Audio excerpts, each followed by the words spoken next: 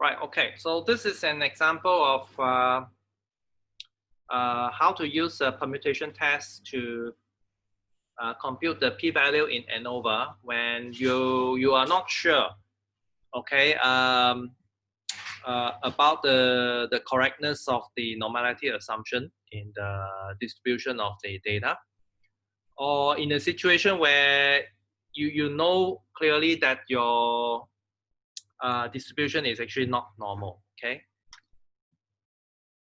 So for example, so this is a very simple example of three populations with slightly unequal sample sizes, okay? Now, so the first thing is you need to create all possible combinations, right? All possible combinations of the data, okay? Because under the null hypothesis, the labels don't matter, right? Labels are irrelevant. So basically that means all your data are exchangeable, right? That means all these values they basically can exchange with one another, okay? Exchangeable, right? Since the mean will under the null hypothesis, your mean 1 is equal to mean 2 equals to mean 3, right? If the means are the same, basically they come from the same distribution with the same mean, right? So then the labels don't really matter, okay? But otherwise the labels actually matter, okay? So under your null hypothesis, the labels are not important, so your observations are exchangeable. So altogether, you basically have 11 factorial over, so the 3 objects go to this group 3 factorial, another 3 goes to second one, and this is the third one, right? So basically this is the number of combinations. So this is actually quite a lot. If you try to do this by hand, you get something like 6. The 5 factorial cancels off, right? 5 factorial it cancels off. Then 3 factorial is 6, so this will cancel off. We have a 7 here, and then 3 factorial is another 6 here, right? So basically this is a lot, right? This is 11 multiplied by 10, 9 until, sorry, 8, then 7. They divide by 6. Okay, so this part here is close to 110, that's 990. So this part is 56. So this is close to 5,600. 56,000, right? This is close to 1,000. So that's 56,000 divided by 6, right? That's about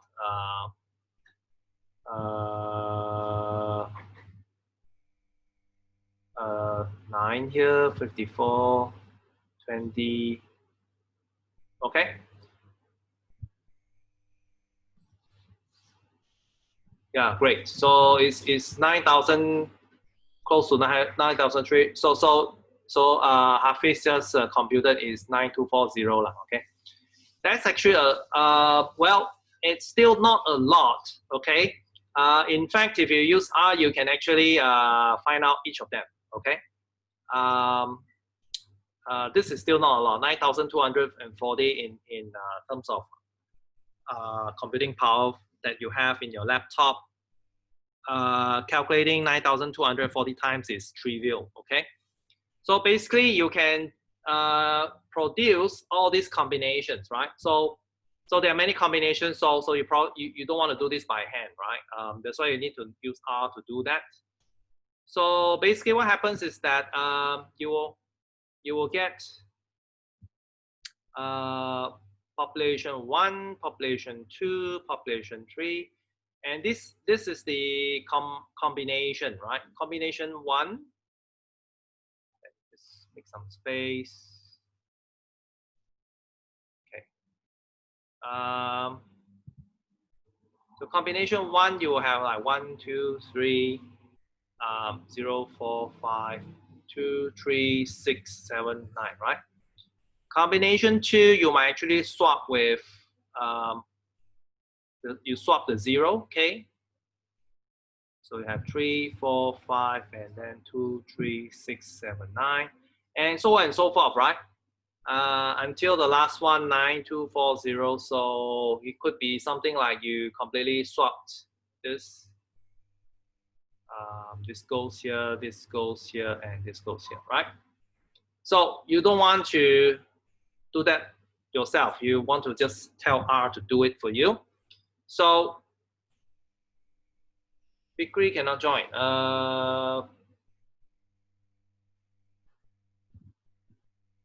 Any problem? Oh, okay.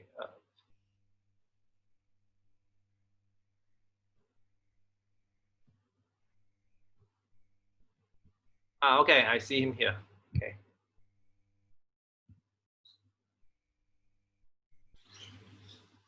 Okay. Okay, got in already, right? Okay, so for all these combinations, right? We will compute the F statistic.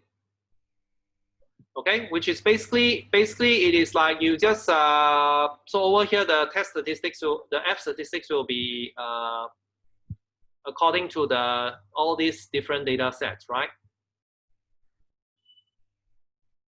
All right. So then you can generate a distribution of your permuted F statistics. So in terms of a histogram, right? So they might actually look like this. Okay. So then you check where is your observed. So for example, this is your observed test statistic, which is basically this one, right? The first one. You check where is its position, and then you count how many of the among the 9240 F values here, how many of them are greater than or equals to your F observed, right? In this case, you don't have a two-sided test because your F statistic is always positive, right? So there's no issue of multiplying by 2, yeah? Your F test doesn't have for ANOVA, your test is not two-sided, right? It's always one. Actually, the sidedness doesn't have any meaning in ANOVA here because if your F statistic is high, that means your mean square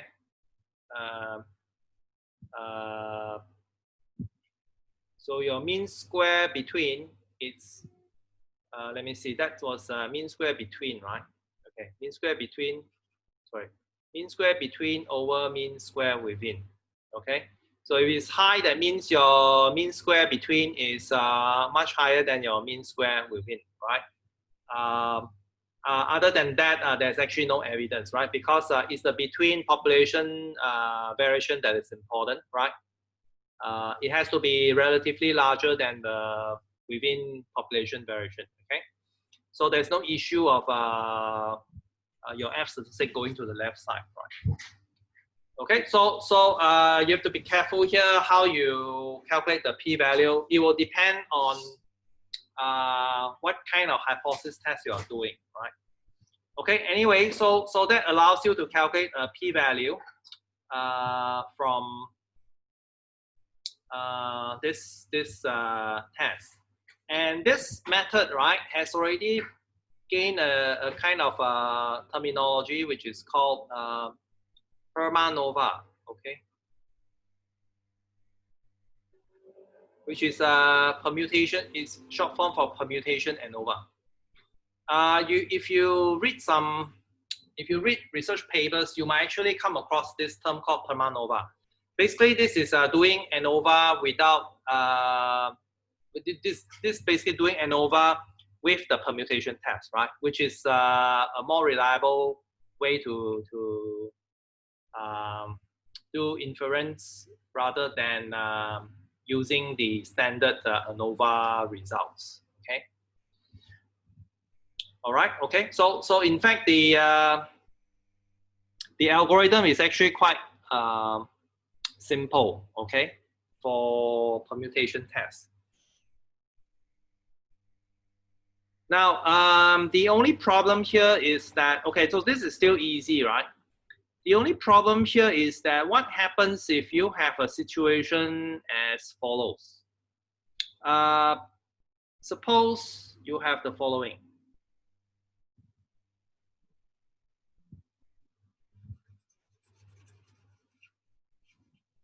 Suppose you have something more, right? Your sample size is not just 3. You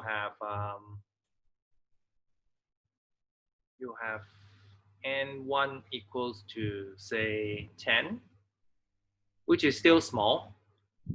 N2 is 10, and N3 also equals to 10. So the number of combinations that you have will be 30 factorial over 10 factorial, 10 factorial, 10 factorial, right? Okay. Can somebody calculate this? What is this value?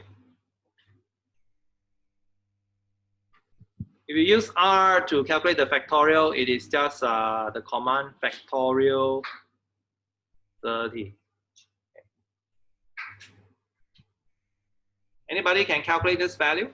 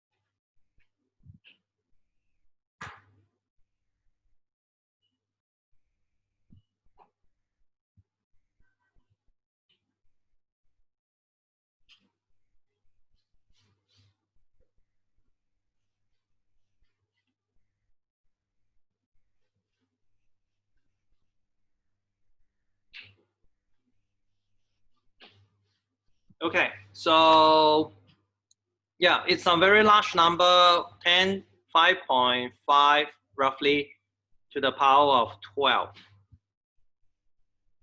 That's about 10 to the power of 9 is 1 billion. So 10, 11, 12. So that's 1 trillion. That's about 5 point. So that's about 5.5 trillion. Okay, that's just huge, right? If you try to create all these 5.5 trillion combinations in your computer, trust me, it won't end even you have graduated for many years. Okay, so it's just too many, right? Okay, so in this case, how do we proceed with the permutation test? Well, it's actually quite simple. The way we proceed is that we just randomly pick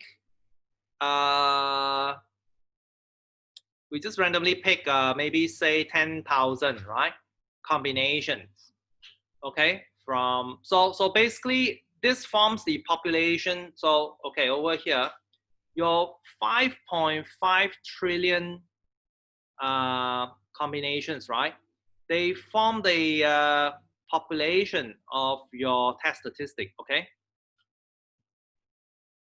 Right. So basically, you do that. You plot a histogram. It will be very smooth. All right. It will be very smooth. All right. So using the idea of sampling, right? Basically basically instead of getting all of them, we could actually approximate this distribution, right, of your test statistics by simply doing a random sampling. Okay, we randomly sample a certain number of combinations, right, and then we just approximate. All right, so basically if we randomly if we just take 10,000, right, this is basically just a small small subset. Okay, but if we take it randomly, that should be good enough, right? You take it randomly, it will approximate. So you do the histogram, it will approximate your true okay, the distribution of the test statistic if you have got the 5.5 trillion values all computed. Okay, so that's good enough. We have the approximation from 10,000.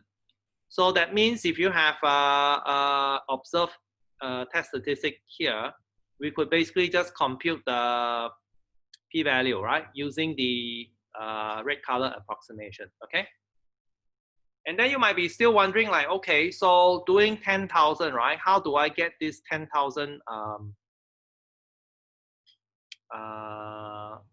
combinations, right? So basically what happens is that you basically just randomly pick Iman accidentally left the Zoom and he can't join back. Okay. Not sure if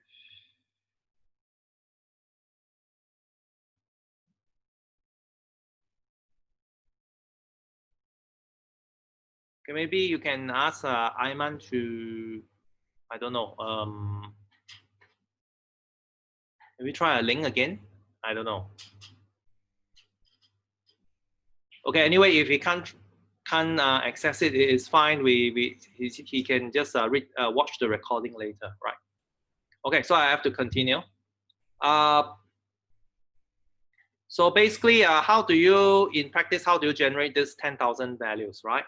So what happens is that you will basically just do the following. Okay, let me see.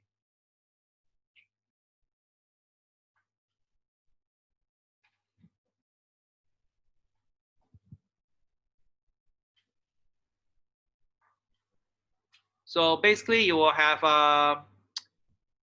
these numbers, right? You arrange in a sequence. Okay, 1, 2, 3, 0, 4, 5, 2. Make space.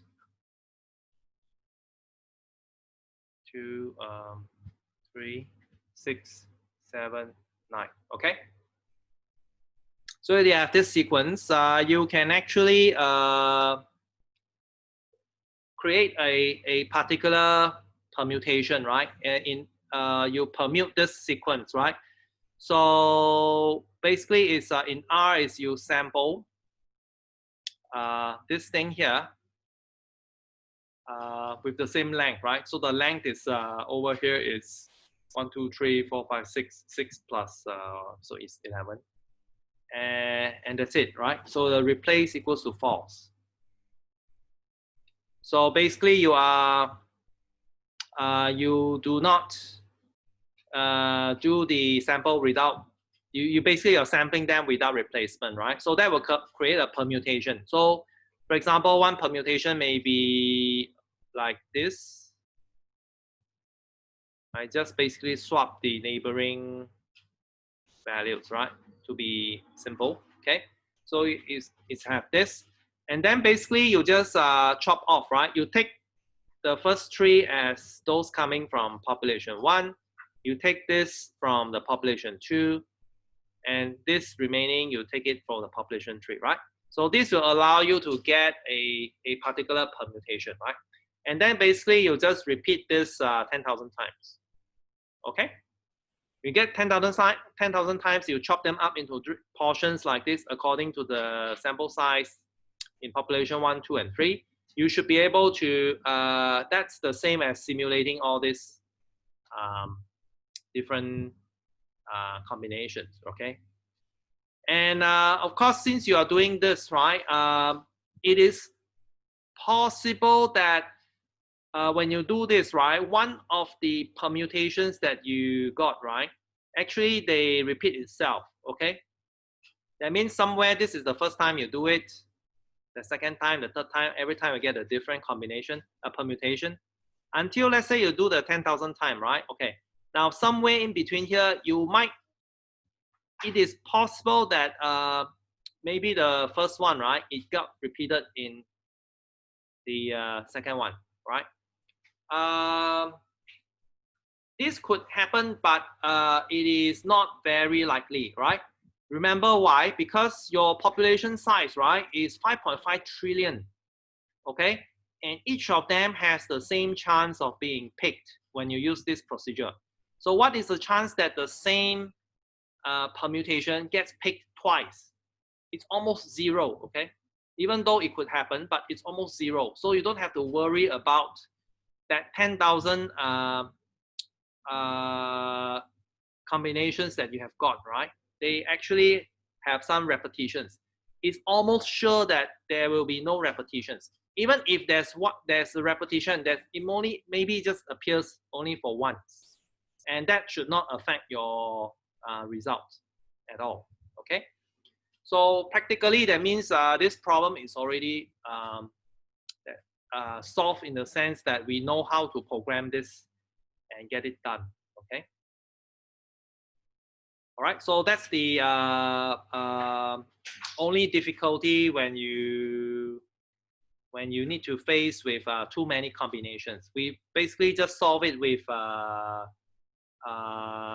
randomly sampling, all right, from among the many possible combinations. Okay, that will give you, so that won't give you the true null distribution, but we will get the approximate null distribution, all right? So our p-value will be computed based on that approximate null distribution, okay? So now I'm going to show you an R implementation, okay, of this procedure, all right? So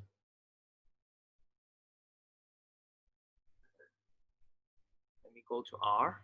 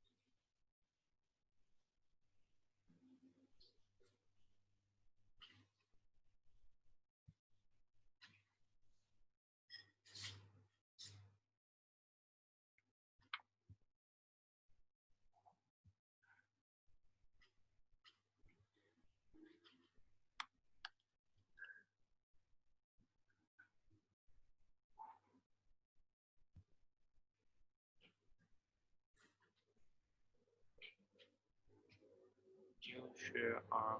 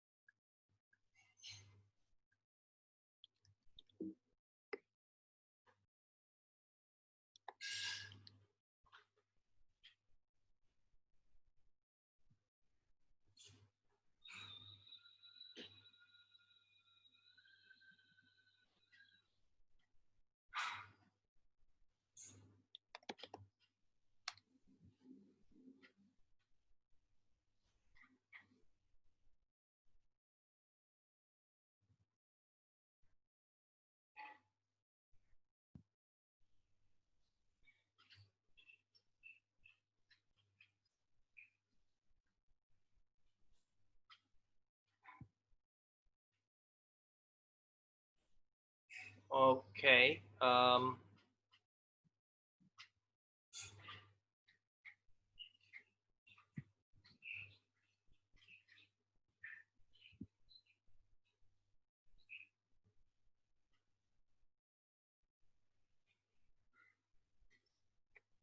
Can somebody tell Ayman to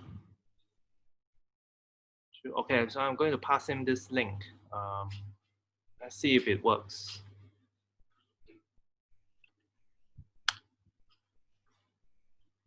Ayman, okay. I just posted a link for Ayman to come back again. See if it works. It's an invitation to, maybe the old one no longer works, right? Okay.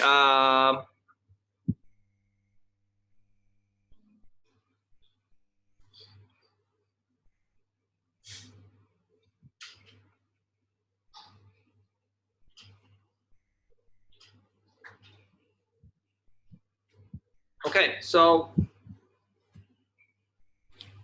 I'm going to show you how to do the case of the simple two sample t-test first, right? So we have the control.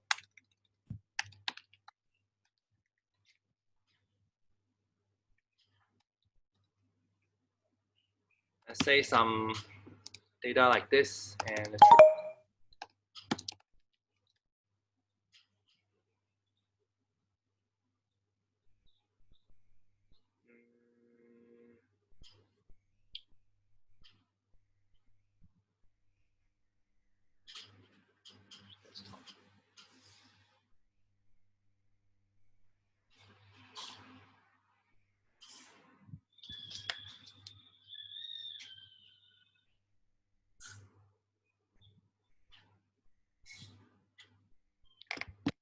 okay, so 5, 6. Okay, for example, right?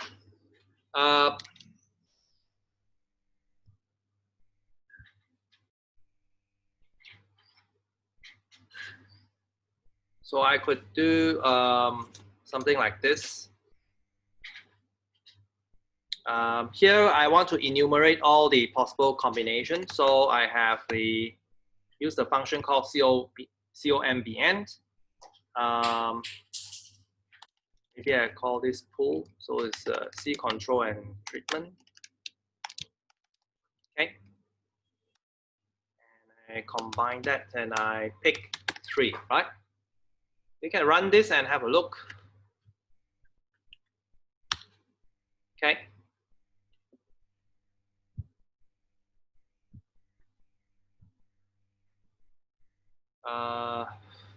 Yeah, so I think Ayman can come in now. Okay. All right, okay. It should be okay now. Right, okay, so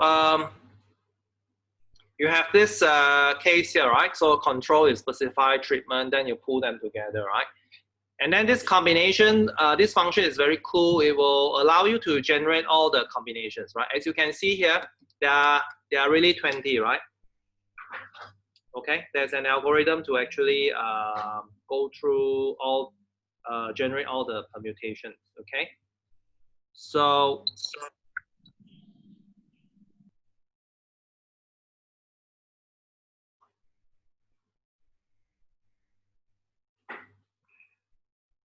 okay. And of course, this is only for the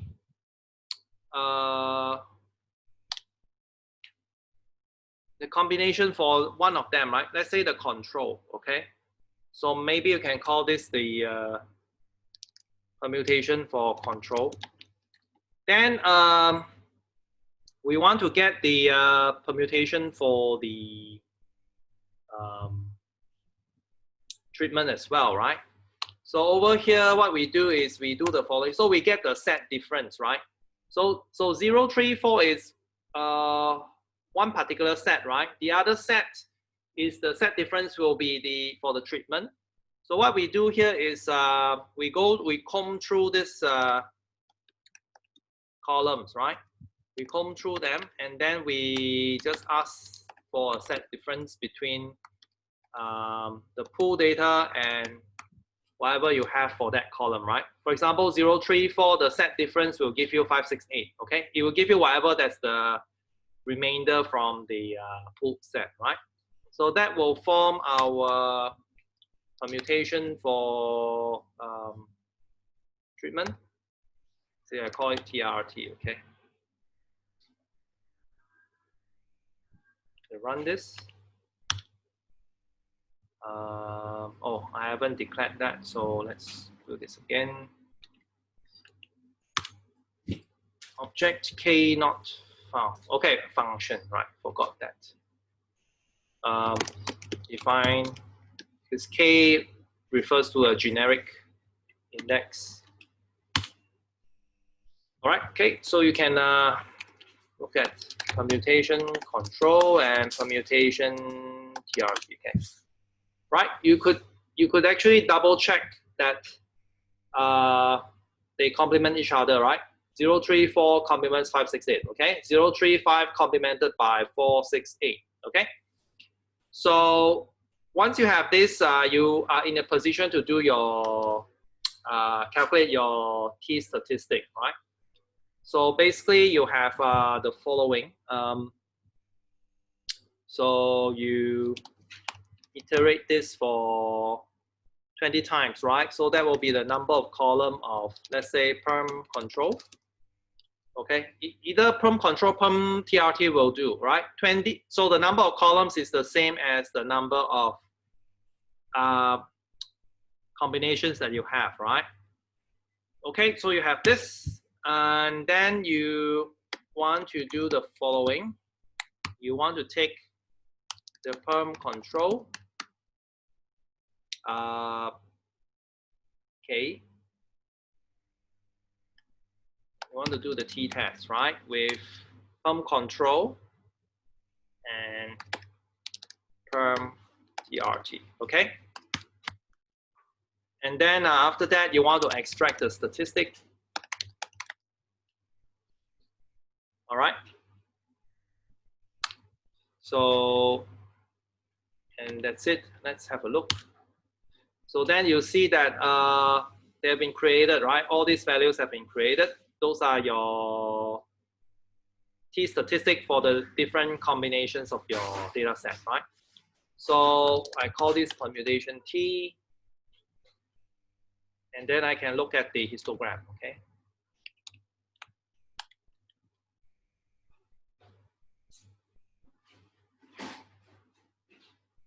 Right, so I can then look at the histogram of perm T.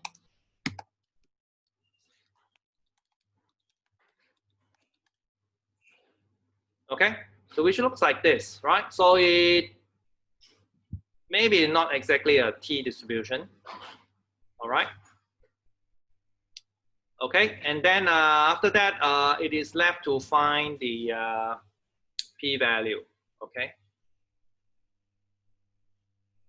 So, all right, so I have less than 1 minute, so we have to stop and then come back again, all right?